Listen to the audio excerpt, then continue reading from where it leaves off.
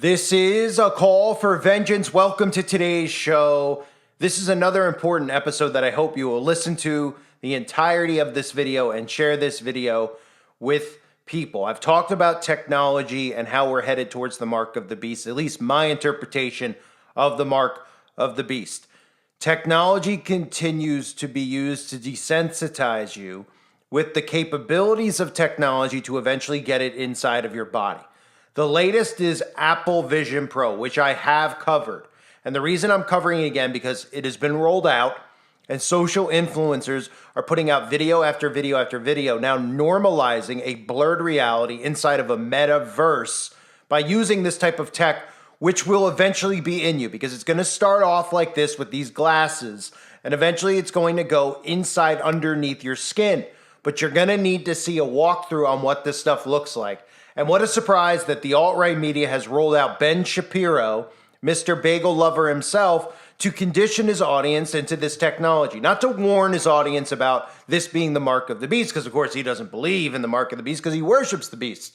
So the alt-right media is going to be a huge problem in trying to combat the mark of the beast and this type of technology. So let's start with this before I show you Ben Shapiro marketing this, because you need to watch the stuff that he shows his audience, because it's stuff that I've broken down. But the difference is that I'm not marketing you the mark of the beast to take the mark of the beast. I am warning you. He is marketing the technology, showing you how fun and productive it could be and how exciting your life could be with it without forcing it down your throat, instead of warning the audience about where we're headed with technology and hooking human beings up to the internet. So for those of you that don't know, a lot of us believe that the internet itself is the beast system. You may have heard of people talking about the beast system, which of course ties in with all the other things going on with the financial institutions, etc. But the internet itself was started at CERN. For those of you that don't know, I mean, there's a lot of stories out there of people talking about who created the internet, who created this type of technology that led to the internet. Really, it started at CERN. The web was born at CERN. It doesn't mean that they didn't have this in place then. This is when they rolled out www. Now, if you look at the logo of CERN, we've all seen it a million times. Okay, you could see the 666 right in their logo. Nobody questions that. They think it's a conspiracy. I mean, you could see 3 6s intertwined on there. It's very obvious. What's the explanation for the logo that they try to give you? Well, they don't really give you one because they can, and if they do, they just hear you talking about the mark of the beast or saying 666, they just automatically laugh it off and dismiss it. So we know CERN, what they're trying to do with opening up and bringing over entities from the other side. They talk about creating black holes. Everybody thinks that it's something to do with science that they can't understand, so they just ignore it. We've seen their commercials where they use the giant ritual circle and talk about and even showing you summoning spirits. I've broken that down. You've seen Shiva the Destroyer talking about, sitting outside of CERN, right? Kali, you see all of these deities involved with CERN, and you see all of the types of things they're trying to roll out. So for those of you that don't know, the World Wide Web, which is the www that you type in, right? Everybody knows www.whatever.com. The www, each W stands for 6 in Hebrew. Okay, if you read the teachings of these wicked, wicked people who are always the victim, of course, you realize that they actually worship Lucifer. The 6 stands for W, okay? W in Hebrew is 6, so it's 666. So we have connections to the beast system. Now, there's many people over the years, and I'm heading into showing you this about the Apple Vision, but you have to understand this stuff with the internet and technology and putting technology inside of your body and what we're talking about here, connecting you to this new reality, this new verse, in some ways really connecting you to hell. Remember, the Bible says that there will be those who seek death and will not be able to find death. And that has to do with the mixing of iron and clay and making people transhuman, not being humans anymore. So the other thing we've heard over the years is about the barcode. That's important to note with this, the barcode being tied in with the mark. Now, of course, I know people talking about the magic potion and the mark, and yes, that will be a part of it because what's in the magic potion will be part of the technology needed inside of people's bodies. So there will be tie-ins with all of that stuff, and of course, we just saw a trial run. But even with the barcode, we've heard in the past, in the 80s and stuff, a lot of people talk about the barcode having the 666 in it being the mark. Well, now we've moved to the QR code, where the digital scan of the barcode is actually inside and embedded eventually inside of people's bodies, because you'll be what is scanned. You'll ultimately have a mark inside of you. So Ben Shapiro and the Daily Wire, of course, they're trying to do this. This is one of the marketing things that they do. This is deception. They bring out these products from people who are clearly, if you understand communism, you understand corporations that were living under their stranglehold. Apple's one of the big ones. So people like the Daily Wire shouldn't be like enslaving you with their technology and telling you to get this technology, telling you the benefits of it. But they do, and they do it in a subliminal way because they want you to think, it's just Ben Shapiro doing he's trying it out for fun to get clicks on YouTube, and everybody just goes along with it. They're conditioning you into the mark of the beast. So I cut up this Ben Shapiro video to spare you having to listen to this guy for a while. But all the things in here, I want you to listen to how he breaks them down. He tries not to be too overly excited, but he talks about the blurring of lines, technology, transhumanism, the Neuralink, okay, how people have implants, because he talks about the transition of these goggles. And he says, it's heavy on my nose, but this is just the first trial run of this. And eventually this type of stuff's going to be inside your body. And you see how people, what they will see on the inside, of course, the interface of it will look just like the interface on your phone. Yet it'll be inside of you. You'll be able to access all these things. And don't forget all the other narratives I talked about over the years with hacking your bank accounts, et cetera, et cetera. They are creating a new digital universe, okay? So it starts off with these things where you wear them over your head, but they're able to do this by changing you, by getting this technology inside of you. Listen to Shapiro, the show himself, with his little hat on, talk about all these things that I've covered, but talk about it in a sense of this is where we're headed with technology without talking about the mark of the beast and really talking about transhumanism in a sense of the dangers and the implications of people who will be taking this tech. Instead, he's subliminally desensitizing his audience and programming them into trying and accepting this type of dangerous technology. So this piece of tech is just unbelievable. On a raw level, it's unbelievable tech. The biggest obstacle to entry is obviously the unwieldiness of this thing. So I only wore it for a few minutes and I can already feel the weight of it on the bridge of my nose, for example. And if you had it on your head for a while, it would start to feel pretty uncomfortable around, I'm sure, the ears. The immersiveness of it is totally insane. They're going to have to come up with some fixes for the calibration of it. For example, the calibration is pretty good, but not perfect. So when you're looking in certain areas and you are clicking, essentially, if it doesn't pick it up quite right, then you miss and you have to go back. And again, these are all bugs that are going to get worked out in version 2.0 or in further software updates. But as the first iteration of a brand new generation of technology, it's totally insane. It's totally insane. And when you see people who are walking around with the thing on, I think one of the reasons they're not going to feel quite as odd as they did, with Google Glass or anything like that is specifically because it is so immersive. Meaning you are in your own world, but also I'm able to simply talk to other people. I think that we have been trained for an entire generation in looking at screens and using those screens to obscure what's around us. And now the screen is basically transparent and all around you. And that's effectively what it is. You're inside your iPhone, or your iPhone is now part of you. And this is where things are going to get really, really dicey. So there are a bunch of impressive things about the tech. Obviously, the most impressive thing is the way that it takes advantage of your visual stimuli. Right? You legitimately, when you are in the landscape of Mount Hood, you are in the landscape of Mount Hood. You don't feel the sunshine and you don't feel the breeze, but that's all you can see, and it's fully immersive in a way that no VR that I've ever seen really is fully immersive. When you are being approached by digital dinosaurs, it's a little creepy and a little scary. I mean, the thing is like right there in front of you. And so more of those experiences are going to change the way that, for example, all movie making is done. It's going to be wild. I mean, that's how good the tech is. And this is only the beginning. The tech is only going to get better from there. As I say, the biggest obstacle to entry is the unwieldiness, which is why the next step of this is going to be making the thing less unwieldy. And the only way to make this less unwieldy is presumably when you start seeing things like visual implants, Neuralink, when you start seeing actual contacts that are created with this ability. And then you're going to be grafting things into reality.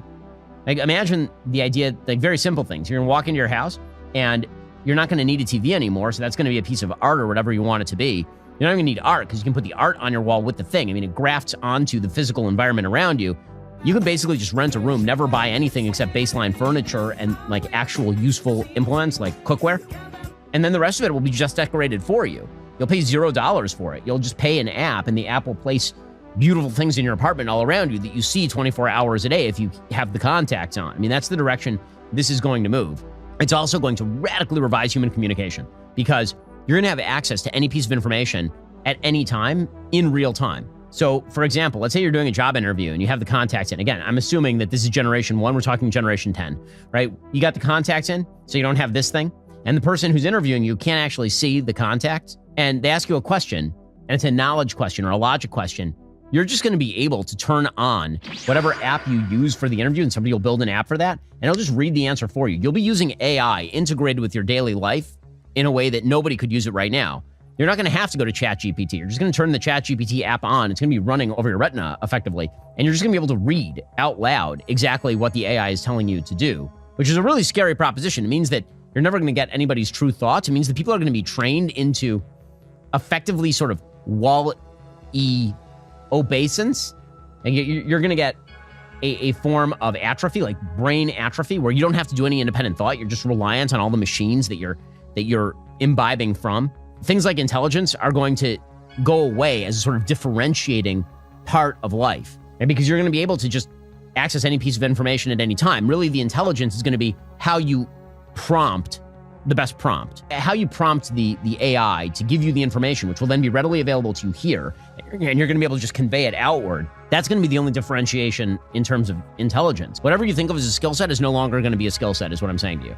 In the same way that many people of my age range no longer can do basic calculation. They just pull out their phone and they pull up the calculator app and do the thing on their phone.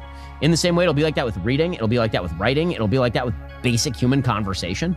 I think that you could see how it could be really misused. There could be a really Machiavellian way in which it is misused. Like, how would a dating scenario go? You see two people who are single and they're dating one another. Is that conversation even real? Or are they actively cheating the conversation by essentially having two AIs respond to one another? And this could get really dystopian really quickly. I mean, one of the other aspects that you could easily see is people deciding that, unlike the metaverse where you are a widget or whatever you are, you're some sort of emoji. Instead of that, what you could easily, because the visual cortex is so stimulated here, what you could see is all the filters that are currently getting better and better on things like Snapchat or Instagram or whatever. You could see those mapped onto yourself. And then presumably there will be a technology where you can voice that on others. So you could have a physical blemish. You don't want anyone to know you have that physical blemish. So you basically filter yourself. And then if that other person is using that app also, they will see the filtered version of you and may never see the actual physical version of you. Now, obviously the headsets prevent that sort of thing right now, but in the future, could it be that people are 50 and they got married 20 years ago and now they still see each other the way they looked when they were 30? You could see a legitimate reskinning. I mean, it would be like that, but fully accessible to everyone. So everyone is just youthful all the time. I look at it, it's fun, it's really cool. But I walk around my house like this, honestly, you lose the perception of yourself being weird because you can see everybody else. Like, the only way that you would actually have a feedback loop of people telling you that you look weird is by them telling you that you look weird or making faces at you. But other than that, you probably forget that you're wearing it walking around, in the same way that when you're wearing sunglasses, you sort of forget that you're wearing sunglasses walking around. Especially, again, because you can pin things to the environment, so it just becomes part of your physical environment around you. It's wild.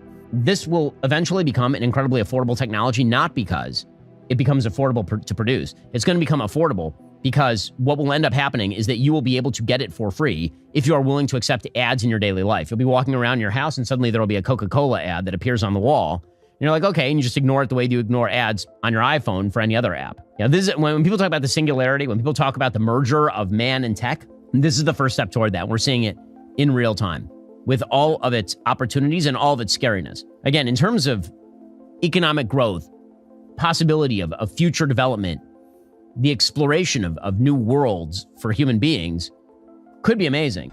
It's so enormously transformative. I mean, it sounds like I'm overstating the case, but again, I see this as generation one. This is not the final step. This is like the first step.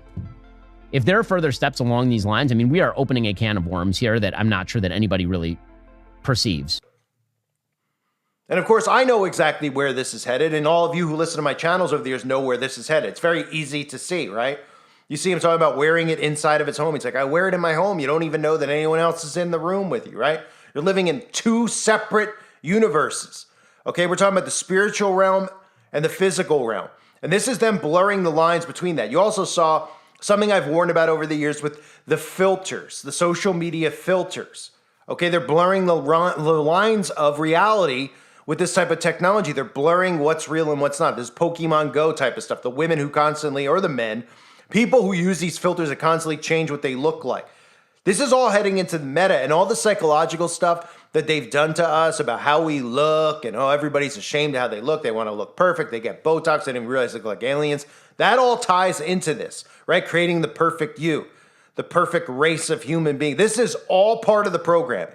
And we have to keep an eye on these people who are going to market this, because this is, I often think about the mark of the beast, okay? The liberal type mindset people who are atheists, who don't believe in God, they are 100% going to be on board with taking this technology in there. They're going to be told they could live forever. You heard him mentioning about being ageless, couples who have been married for 50 years suddenly looking like they were 20 again. These are ways that they will subtly manipulate you into this type of tech, which again, I believe is the mark of the beast. I think it's many things tied together with the mark of the beast. The magic potion will be tied into this. You will have to have these things in order to be connected to the internet. So the things that you hear in there about, aging and all that stuff, right? The Bible mentions that in the book of Revelation.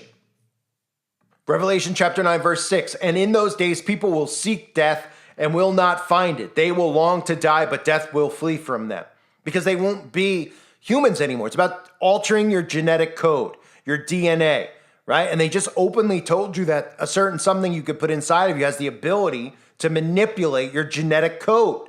So these people out there are going to market this to you, because I was saying before I interrupted myself was that, liberals are going to take this type of tech. People with a liberal mindset, atheists, etc., right? Anti-Christians are going to take. The fear that people should have, that I have, is for fellow Christians to be duped, right? To fall for wolves in sheep's clothing, because they constantly repeat sayings like that, but they don't realize they're under the deception of wolves in sheep's clothing, because they like how they sound. They tickle their ears, okay?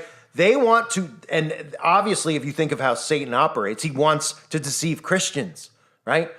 They want Christians to take the mark of the beast without even realizing they're taking it. Now, they'll willingly take it, but they won't understand what they're doing in some cases. And you see how he was talking about society, be able to buy and sell and all that stuff. You'll have to have this, right? To be able to, create your own living room space and all that stuff. You'll have to have this type of technology. So while they implement this, what are they doing on the flip side? They're destroying the Earth's surface.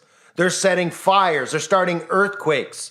They're making people so that if you do live in a prison cell, which is what the goal is, that you can escape that by using this type of technology. You don't need to leave your little cubicle, your little casket that they lock you in. It's Ready Player One to a T. We are heading towards that. And gatekeepers like Shapiro and the alt-right media, their job isn't just to deceive you into where they want to herd you next. It's to deceive you with technology like this. All Christians, and I know he's not a Christian, I get it. I see the little, the cute little hat on his head, and I'm aware of what he is and what he stands for. And this guy's one of the easiest agents to spot that there is out there.